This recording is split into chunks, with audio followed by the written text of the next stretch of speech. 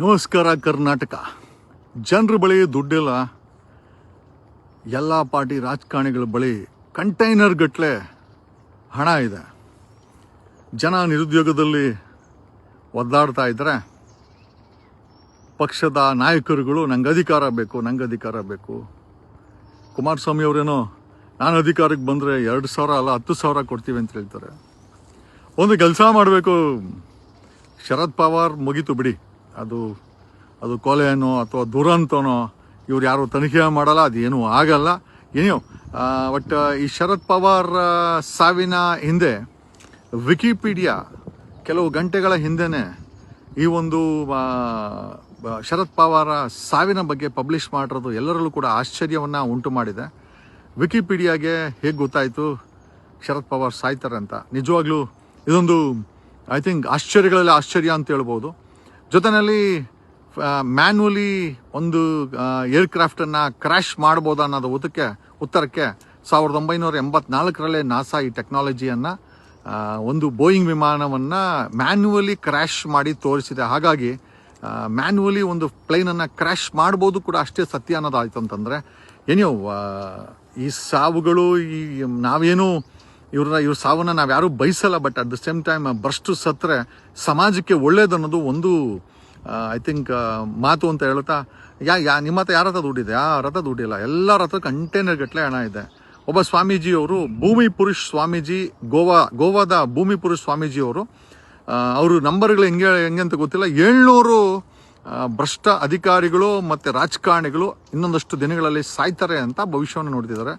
ಗೊತ್ತಿಲ್ಲ ಅದು ನಿಜಾನೋ ಸುಳ್ಳ. ಬಟ್ ಒಂದ್ಸತಿ ಐ ಥಿಂಕ್ ಕೋಡಿಮಠದ ಸ್ವಾಮೀಜಿಯವರು ಐ ಥಿಂಕ್ ಒಂದು 15-20 ದಿವಸ ಮುಂಚೆ ಇಬ್ಬರು ಸಾಯ್ತಾರೆ ಅಂತ ಹೇಳಿದ್ರು. ಬಟ್ ಈಗ ಅದ್ರ ಬಗ್ಗೆ ಚರ್ಚೆ ಯಾವ ಮಟ್ಟಕ್ಕೆ ಹೋಗಿದೆ ಅಂತಂತಂದರೆ, ಒಂದು ಕಡೆ ವಿಕಿಪೀಡಿಯಾ ಶಾಸ್ತ್ರ ಹೇಳಕ್ಕೆ ಶೋಚಿಸ್ಕೊಂಡಿದೆ. ಸಾವಿನ ಮುಂಚೆನೇ ವಿಕಿಪೀಡಿಯಾ ಸಾವನ್ನು ರೆಕಾರ್ಡ್ ಮಾಡುತ್ತೆ.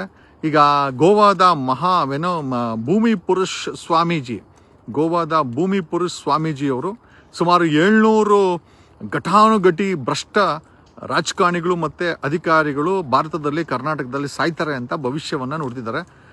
ನಾವು ಯಾರು ಸಾವನ್ನು ಬಯಸಲ್ಲ. But at the same time ಭ್ರಷ್ಟು ಸತ್ತರೆ ಸಮಾಜಕ್ಕೆ ಒಳ್ಳೆದಾಗಂಗಿದ್ರೆ ಸಾಯ್ಲಿ ಬಿಡಿ, ನಾವೇನು ಮಾಡ್ಲಿಕ್ಕೆ ಆಗಲ್ಲ ಅಂತ ಈ ಮೂಲಕ ಹೇಳುತ್ತಾ. ಯಾಕೆ ಅಂತಂದರೆ ಕಂಟೈನರ್ ಗಟ್ಟಲೆ, ಮುಂಚೆ ಮೂಟೆ ಗಟ್ಟಲೆ ಇಟ್ಕೊಂಡಿದ್ರು, ಕಂಟೈನರ್ ಗಟ್ಟಲೆ. ಈಗ 3 ಪಕ್ಷದವರು ಈಗ ತಾಲೂಕ್ ಪಂಚಾಯತಿಗೆ ಮತ್ತು ಜಿಲ್ಲಾ ಪಂಚಾಯತಿಗೆ ಜಿವೆ ಚುನಾವಣೆಗಳಲ್ಲಿ ನಮ್ಗೆ ಓಟ್ ಹಾಕಿ ನಮ್ಗೆ ಅಧಿಕಾರ ಕೊಡಿ. ಕುಮಾರಸ್ವಾಮಿ ಅಂತೂ ಈಗಲೇ ನನ್ನನ್ನು CM ಮಾಡಿ ಅಂತ ಹೇಳ್ತಾರೆ. ಕುಮಾರಸ್ವಾಮಿ ಅವರಾಗಿರ್ಬೋದು, ಡಿ ಕೆ ಶಿವಕುಮಾರ್ ಆಗಿರ್ಬೋದು, ಅಥವಾ BJPಯ ಯಡಿಯೂರಪ್ಪನ ಮಗ ಆಗಿರ್ಬೋದು, ನಾವು ಕೇಳೋ ಪ್ರಶ್ನೆ ಒಂದು ಕೆಲಸ ಮಾಡಿ, ನಿಮ್ಗೆ ಅಧಿಕಾರ ಬೇಕಾ? 7 ಕೋಟಿ ಕನ್ನಡಿಗರ ಒತ್ತಾಯದ ಮೇರೆಗೆ ನಿಮ್ಗೆ ಬೇಕಾದ್ರೆ ಅಧಿಕಾರ ಕೊಡೋಣ. ಬಟ್ ಕಂಡೀಷನ್ ಏನು ಅಂತಂದರೆ, ನೀವುಗಳು ಸ್ವಯಂ ವಾಲಂಟ್ರಿಯಾಗಿ ನಿಮ್ಮ ಬ್ರೈನ್ ಮ್ಯಾಪಿಂಗ್ ಮಾಡ್ಕೊಳ್ಬೇಕು. ನಿಮ್ಮ ಬಳಿ ಟನ್ ಗಟ್ಟಲೆ ಚಿನ್ನ ಸ್ಟಾಕ್ ಇಲ್ಲ, ನಿಮ್ಮ ಬಳಿ ಕಂಟೈನರ್ ಗಟ್ಟಲೆ ಹಣ ಸ್ಟಾಕ್ ಇಲ್ಲ, ನಿಮ್ಮ ಹತ್ರ ಅಕ್ರಮ ಹಣ ಇಲ್ಲ, ನೀವುಗಳು ಯಾವುದೇ ರೀತಿಯ ಲೂಟಿ ಮಾಡಿಲ್ಲ, ಭ್ರಷ್ಟಾಚಾರ ಮಾಡಿಲ್ಲ ಅಂತ ಬ್ರೈನ್ ಮ್ಯಾಪಿಂಗಲ್ಲಿ ಗೊತ್ತಾಗಿದ್ದಾಯ್ತು ಅಂತಂದರೆ, ನಿಮ್ಗಳಿಗೆ ಬೇಕಾದ್ರೆ 7 ಕೋಟಿ ಜನರಿಂದ ಬೇಕಾದ್ರೆ ಓಟನ್ನು ನಾವೇ ಬೇಕಾದ್ರೆ ಹಾಕಿಸ್ತೀವಿ. ಇಲ್ಲ ಅಂತಂದ್ರೆ ಒಂದು ಕೆಲಸ ಮಾಡಿ, this is what we wanted. Technically ಮಾತಾಡೋಣ. ಕುಮಾರಸ್ವಾಮಿ ಅವ್ರನ್ನ ಬ್ರೈನ್ ಮ್ಯಾಪಿಂಗ್ ಹಾಕೋಣ. ಡಿ ಕೆ ಶಿವಕುಮಾರ್ ಬೇಕು ಅಂದ್ರೆ ಡಿ ಕೆ ಶಿವಕುಮಾರ್ನು ಬ್ರೈನ್ ಮ್ಯಾಪಿಂಗ್ ಹಾಕೋಣ. ಯಡಿಯೂರಪ್ಪನ ಮಕ್ಕಳು BJP 3 ಪಕ್ಷದವ್ರನ್ನ ಬ್ರೈನ್ ಮ್ಯಾಪಿಂಗ್ ಹಾಕೋಣ. ಬ್ರೈನ್ ಮ್ಯಾಪಿಂಗ್ ಹಾಕಿ, ಇವ್ರ ಬಳಿ ಕಂಟೈನರ್ ಗಟ್ಟಲೆ ಹಣ ಇಲ್ವಾ? ಇವ್ರ ಬಳಿ ಟನ್ ಗಟ್ಟಲೆ ಚಿನ್ನ ಸ್ಟಾಕ್ ಆಗಿಲ್ವಾ? ಇವ್ರ ಹತ್ರ ಯಾವುದು ಅಕ್ರಮ ಹಣ ಇಲ್ವಾ? ಇವರು ಅಧಿಕಾರದಲ್ಲಿದ್ದಾಗ ಯಾರು ಭ್ರಷ್ಟಾಚಾರ ಮಾಡಲೇ ಇಲ್ವಾ? ಇವ್ರ ಮನೆಯವರು, ಇವ್ರ ಕಡೆಯವರು ಅಧಿಕಾರಕ್ಕೋಸ್ಕರ ಅಂಬಲಿಸ್ತಿಲ್ಲ. ಎಲ್ಲದನ್ನು ಬ್ರೈನ್ ಮ್ಯಾಪಿಂಗ್ ಮಾಡಲ್ಲ. ಇನ್ಮುಂದೆ ಕರ್ನಾಟಕದ ಜನ ಹುಷಾರಾಗಬೇಕು, ಎಚ್ಚೆತ್ತುಕೊಳ್ಬೇಕು. ನಿಮ್ಮ ಜೇಬಲ್ ಕಾಸಿಲ್ಲ, ನಿಮ್ಮ ಬ್ಯಾಂಕಲ್ಲಿ ಕಾಸಿಲ್ಲ, ನಿಮ್ಮ ಹತ್ರ ಇದೆಲ್ಲ ಬರೀ ಸಾಲ. ಆದರೂ ಕೂಡ 3 ಪಕ್ಷದವರು ಮತ್ತೆ ಕಣ್ಣೀರು ಹಾಕೋದು ನಾಚಿಕೆ ಆಗ್ಬೇಕ್ರಿ. ಇಷ್ಟೆಲ್ಲ ಲೂಟಿ ಮಾಡಿ 78 ವರ್ಷದಲ್ಲಿ ಮತ್ತೆ ಅಧಿಕಾರ ಬೇಕು ಅಂತ ಕಣ್ಣೀರು ಹಾಕೋದು, 10,000 ಕೊಡ್ತೀವಿ ಅಂತ ಹೇಳೋದು, ಈ ರೀತಿ 3 ಪಕ್ಷಗಳು ಮಾಡ್ತಾ ಇದ್ದಾರೆ. ಖಂಡಿತವಾಗಿ ನಾನು ಒಂದು ಸಜೆಷನ್ ಮಾಡ್ತೀನಿ, ಈ 3 ಪಕ್ಷದವ್ರನ್ನ ಯಾರು CM ಆಗಬೇಕು ಅಂತಾರೆ, ಯಾರು ಅಧಿಕಾರ ಬೇಕು ಅಂತಾರೆ, ಬ್ರೈನ್ ಮ್ಯಾಪಿಂಗ್ ಹಾಕಿ. ಬ್ರೈನ್ ಮ್ಯಾಪಿಂಗಲ್ಲಿ ಇವ್ರ ಹತ್ರ ಯಾವುದು ಕಂಟೈನರ್ ಗಟ್ಟಲೆ ಹಣ ಇಲ್ಲ, ಇವ್ರ ಹತ್ರ ಯಾವುದು ಟನ್ ಗಟ್ಟಲೆ ಚಿನ್ನದ ಸ್ಟಾಕ್ ಇಲ್ಲ, ಇವ್ರ ಹತ್ರ ಅಕ್ರಮ ಭ್ರಷ್ಟಾಚಾರ ಮಾಡಿಲ್ಲ, ಇವ್ರ ಅಧಿಕಾರಕ್ಕೋಸ್ಕರ ಯಾವುದೇ ಕೊಲೆಗಳು, ಅತ್ಯಾಚಾರಗಳು ಮತ್ತೆ ಬೇರೆ ಬೇರೆ ಅಕ್ರಮಗಳು, ಕ್ರಿಮಿನಲ್ ಕೆಲಸಗಳು ಮಾಡಿಲ್ಲ ಅಂತ ಇವರು ಬ್ರೈನ್ ಮ್ಯಾಪಿಂಗಲ್ಲಿ ಬಂದರೆ ಖಂಡಿತ ಇವ್ರಿಗೆ ಅಧಿಕಾರ ಕೊಡಿ. ಇಲ್ಲ ಅಂತಂದರೆ ಒಂದು ಹೊಸ ರಾಜಕೀಯ ನಡೆಗೆ ನೀವೆಲ್ಲ ತಯಾರಾಗಬೇಕಾಗತ್ತೆ. 2028ಕ್ಕೆ ಒಂದು ಹೊಸ ರಾಜಕೀಯ ನಡೆಗೆ ನೀವೆಲ್ಲ ತಯಾರಾಗಬೇಕಾಗತ್ತೆ ಅಂತ ಈ ಮೂಲಕ ನಿಮಗೆಲ್ಲ ಹೇಳುತ್ತಾ, there will be 2028 will be a change, the big greater change in Karnataka. Karnataka ಅಂತ ಹೇಳುತ್ತಾ ಈ ರೀತಿ ಅನ್ಯಾಯದ ಸಾವುಗಳು ಆಗ್ತಾನೆ ಇರ್ತವೆ. ಬಟ್ ಸ್ವಾಮೀಜಿ ಭೂಮಿ ಪುರುಷ ಸ್ವಾಮೀಜಿ ಭವಿಷ್ಯ ನುಡಿದಿದ್ದಾರೆ.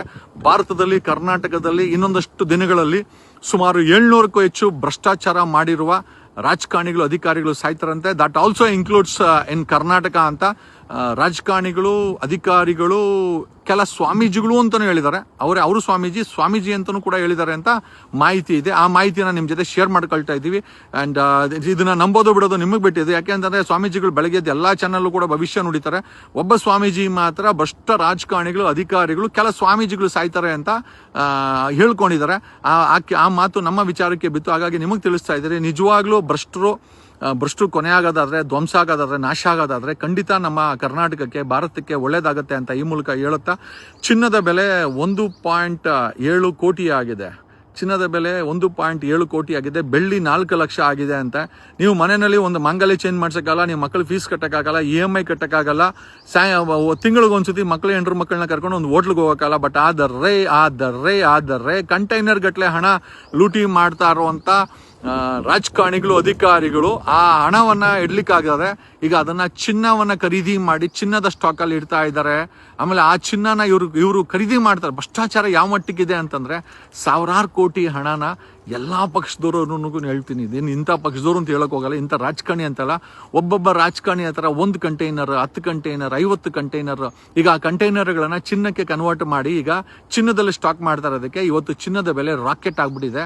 ಒಂದು ಗ್ರಾಮಿನ ಬೆಲೆ if I am not wrong 16,800 ಅಥವಾ 17,000 ಮುಟ್ಟಿದೆ. ನೀವು ಯಾರು ಚಿನ್ನ ಕೊಂಡ್ತಾ ಇಲ್ಲ. ಯಾಕಂದ್ರೆ ನಿಮ್ಮ ಹತ್ರ ಚಿನ್ನ ಕೊಂಡ್ಕಡಕ್ಕೆ ಯಾವುದೇ ಹಣ ಇಲ್ಲ. ಯಾಕಂದ್ರೆ ಬರೀ ಸಾಲ ಇರೋದು. ನಾವು 90%, 97% ಜನರ ಹತ್ರ ಹಣ ಎಲ್ಲ ಸಾಲ ಇದೆ.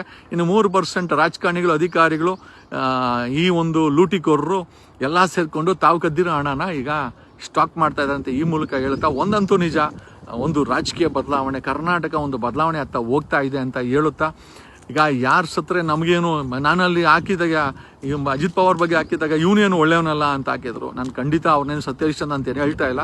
ಬಟ್ ಸಾಧ್ಯತೆಗಳು, ಪೊಲಿಟಿಕಲ್ ಮರ್ಡರ್ ಸಾಧ್ಯತೆ ಇದೆಯಾ ಅನ್ನೋದ್ರ ಬಗ್ಗೆ ವಿಶ್ಲೇಷಣೆ ಮಾಡಿದಾಗ ಅಜಿತ್ ಪವಾರ್ರ ಒಂದು ಉದಾಹರಣೆ ಕೂಡ ನಾವು ಇಟ್ಕೊಳ್ಬಹುದು ಅಂತ ಹೇಳುತ್ತಾ, ಬಟ್ ಯಾರು ಹೆಂಗನ ಆಗಲಿ ಒಟ್ಟಿನಲ್ಲಿ ಕಂಟೈನರ್ ಗಟ್ಟಲೆ ಹಣ ಇಟ್ಟಿರುವಂಥ ರಾಜಕಾರಣಿಗಳನ್ನ ಈ ಸತಿ ಮನೆ ಕಳಿಸಿ ಅಂತ ಹೇಳುತ್ತಾ, ಯಾರು ಕಣ್ಣೀರು ಹಾಕೋರು ನಂಬಕ್ಕೆ ಹೋಗ್ಬಿಡಿ, ಯಾವನ್ ಬ್ರದರ್ ಅಂದ್ರು ನಂಬಕ್ಕೆ ಹೋಗ್ಬಿಡಿ, ಎಲ್ಲರೂ ಕೂಡ ಲೂಟಿಕೋರರು. ಇವತ್ತು ಹೇಳನಲ್ಲ, ಕಂಟೈನರ್ ಗಟ್ಟಲೆ ಹಣನೆಲ್ಲ ಕಂಟೈನರ್ ಗಟ್ಟಲೆ ಚಿನ್ನ ಕೂಡ ಇಟ್ಟಿದ್ದಾರೆ. ಬಿಸ್ಕೆಟ್ಗಳನ್ನ 1,000 kg, 5,000 kg, 10,000 kg ಯಾವ್ದಾದ್ರು ಸಿಕ್ಕಾಕೊಳ್ಳುತ್ತದೆ. ಈಗ ಹಣ ಕಂಟೈನರ್ ಸಿಕ್ಕಾಕೊಂಡಿದೆ. ಕಂಟೈನರ್ ಗಟ್ಟಲೆ ಈಗ ಚಿನ್ನ ಸಿಕ್ಕಾಕೊಂಡಾಗ ನೀವೆಲ್ಲ ನಂಬ್ತೀರಾ ಅಂತ ಈ ಮೂಲಕ ಹೇಳುತ್ತಾ, ನನಗೆ ನಿಮಗೆ ವಿಚಾರ ತಿಳಿಸ್ಬೇಕು. ಅಷ್ಟು ಬಿಟ್ರೆ I don't care what happens and we don't care what happens. ನಾವು ಈ ದೇಶದ ಸಂವಿಧಾನವನ್ನ, ಈ ದೇಶದ ಸಂಸ್ಕೃತಿಯನ್ನ, ಈ ದೇಶದ ಜನರನ್ನ ಇಷ್ಟಪಡುವಂಥವ್ರು. ನಾವು ಯಾವ ಭ್ರಷ್ಟರಿಗೂ ಯಾರಿಗೂ ಕೂಡ ನಾವು ಒಂದಂತೂ ನಿಜ, ನಮ್ಮ ಪದೇ ನನಗೆ ಕಿವಿನಲ್ಲಿ ಗುಂಗಾಗ್ತಾ ಇರೋದು ಏನಂತಂದ್ರೆ, ಈ ಗೋವಾದ ಭೂಮಿ ಪುರುಷ್ ಸ್ವಾಮೀಜಿ ಹೇಳಿದಂಥ ಮಾತೇನಾದ್ರೂ ನಿಜ ಆಗ್ಬಿಟ್ರೆ ಖಂಡಿತವಾಗಿ ಈ ಸಮಾಜ ಸ್ವಚ್ಛ ಆಗುತ್ತೆ ಅಂತ ಹೇಳುತ್ತಾ, ನಾವು ಯಾರ ಸಾವನ್ನು ಬಯಸೋದಿಲ್ಲ. ಬಟ್ ಒಂದಂತೂ ನಿಜ, ಸ್ವಾಮೀಜಿಗಳು ಹೇಳಿರೋ ಮಾತು ನಿಜ ಆಗ್ಬಿಟ್ರೆ ಖಂಡಿತವಾಗಿ ಅವರು ಹೇಳಿರೋದ್ರೆ ನಾನಾ ರೀತಿಯ ಸಾವುಗಳು ಬಂದು ಸಾಯ್ತಾರೆ ಅಂತ. ಎದೆ ಹೊಡ್ಕೊಂಡು, ಹಾರ್ಟ್ ಅಟ್ಯಾಕ್ ಆಗಿ, ಏನೇನೋ ನಾನಾ ರೀತಿಯ ಸಾವುಗಳಿಂದ ಇವರು ಸಾಯ್ತಾರೆ. ಸಮಾಜ ಸುರಕ್ಷಾ ಆಗುತ್ತೆ. ಈ ದುಷ್ಟರಿಂದ ಸಮಾಜ ಮುಕ್ತ ಆಗುತ್ತೆ, ಕರ್ನಾಟಕ ಮುಕ್ತ ಆಗುತ್ತೆ, ಭಾರತ ಮುಕ್ತ ಆಗುತ್ತಂತೆ. ಕಾದು ನೋಡೋಣ ಅಂತ ಹೇಳುತ್ತಾ, ನಾನು ನಿಮ್ಮ advocate Jagadish from true lies news channel. ಧನ್ಯವಾದಗಳು.